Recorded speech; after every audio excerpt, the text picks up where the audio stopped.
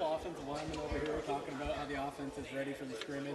What's kind of the mindset of the defense right now coming off the first half? Our mindset is we're ready for the scrimmage.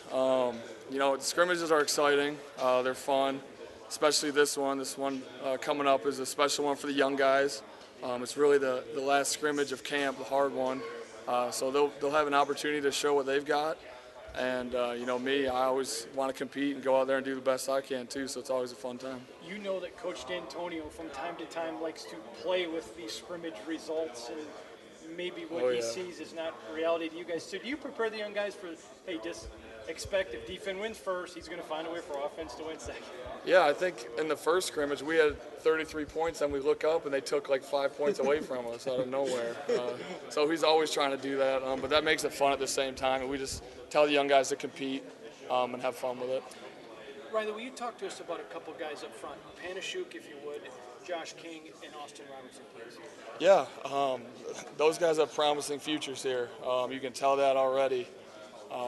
They're quick, athletic guys, big guys too. And when you have all those things as a D lineman, you're going to be special. So there's going to keep working on it, and I think they're going to be great players here. What about the group you guys have? I mean, if Ed comes back, assuming he comes back, it's a crowded picture. I mean, how does everybody stay satisfied and get the snaps they want, and how do you guys put the best group on the field at the right time? Well, we just got guys that like to compete. Even if they're a second-string guy, if they're not in with the ones, they're going to go and compete and get their reps. And if you make an impact and you're good enough, you're going to get on the field. Coach is going to find a way to get you on the field, so that's kind of everyone's mindset. And it's not always a problem if you have trouble getting guys on the field because you have so many guys that can play. It's kind of a good thing. So that's kind of how we look at it. And you obviously went through that running back when there was a lot of linebacker depth at that point. How do you guide them through that to get to that point, especially the younger guys? Just keep grinding. Camp, we've been here for about 2 weeks now. You don't want to die down now. You got to, push through for this next week. Keep learning what we're installing and keep playing their best. The coaches will find a spot where they can play, and if it's a red shirt, it's a red shirt. There's nothing wrong with red shirting. So that's kind of how we look at it right now.